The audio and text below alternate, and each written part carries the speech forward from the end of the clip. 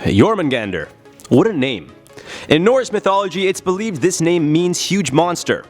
Other sources claim it translates to Earth's necklace.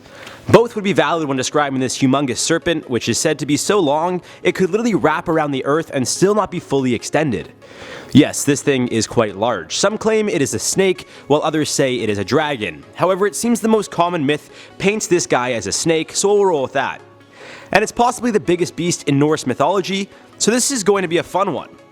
What's going down, guys? Welcome back to Life's Biggest Questions. I'm your host, Jared Bronstein, and today we'll be exploring the idea, what if Jörmungandr was real? As always, make sure to subscribe and click the bell icon to be notified of our videos, and drop us some comments below with other questions you may have.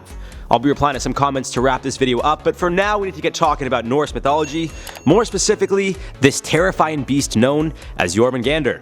So as previously mentioned, some say it's a dragon, some say it's a snake, but one thing is certain, it's a serpent of some kind. The child of Loki, the god of chaos, and his mistress, the giant Angrboda, it seems Jörmungandr has taken its parents' best qualities, making it a large, vicious being who simply enjoys chaos. Aside from its body being long enough to wrap around Earth, Jörmungandr also has an incredibly large mouth filled with venom dripping teeth. And this thing is known to have the ability to swallow giants and gods whole. So clearly us humans wouldn't really have much of a chance if we had to fight this thing. Now thankfully, if Jörmungandr was real, that wouldn't be the case.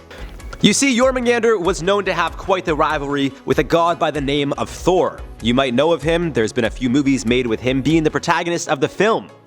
And as terrifying as it would be knowing that there is a large snake who's said to live below the ocean, the size of Earth just waiting the day it can wake up and destroy Earth and all of humanity, we also need to consider this.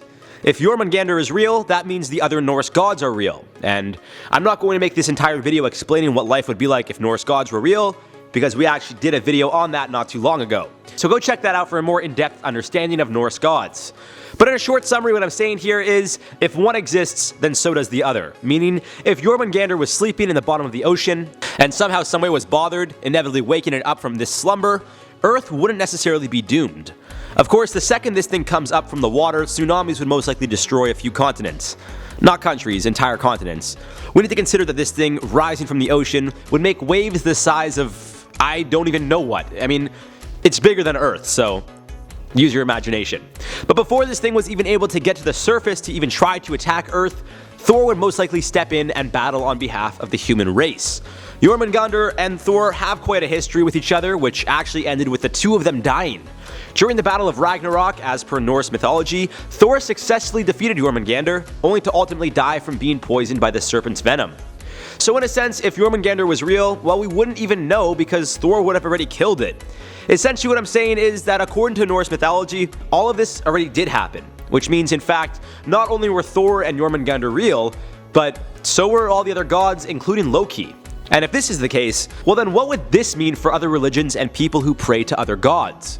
Does that mean that they too are real, or is this proof in a sense that there is only one real religion or gods that everyone should be worshipping? That is something that would need to be decided by each individual person, which would depend on how strong their belief is in said religion. But if these gods are real and once upon a time a battle broke out as epic as this would have been, well, I don't think it would just stop there. Even though this is said to have taken place in the 13th century, how do we know that the planet of Asgard, where all the gods met, still doesn't exist? It can't be seen by any mortal man, meaning you and I would never even know it existed in the first place. Now personally, I'm not a very religious guy, and as I said before, it all depends on your personal belief.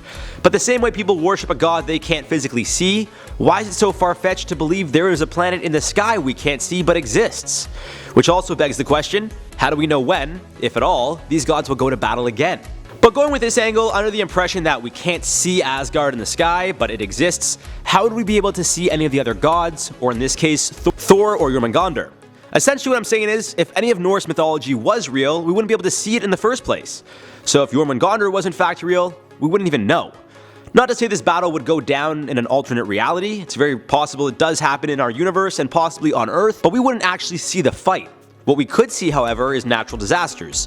Heavy thunderstorms caused by Thor, tsunamis caused by Jörmungandr coming up from the depths of the ocean. To us, these would just be a regular occurrence and Mother Nature doing its thing. But in reality, it'd be a battle between a couple epic, larger-than-life gods. Now, as always, guys, let me know your thoughts on this one. On that note, we gotta reply to some comments, but make sure to drop me some comments below with your thoughts on what if Jormungandr was real.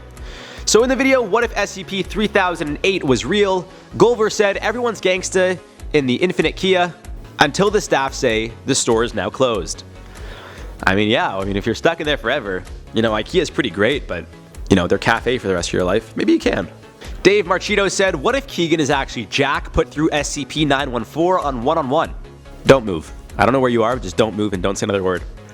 Cole Allen said, this is the one I wanted most from this channel, you win.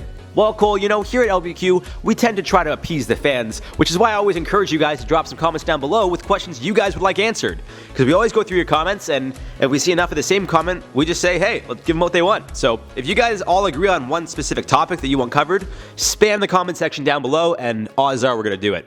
Anyways, guys, I'm going to wrap this one up. I've been your host, Jared Bronstein. You guys have been watching Life's Biggest Questions. Make sure to subscribe and click the bell icon to never miss a video. Of course, let me know your thoughts on what would happen if Jormungandr was real, and of course, drop some comments below with questions you'd like answered, and we'll see you in the next one.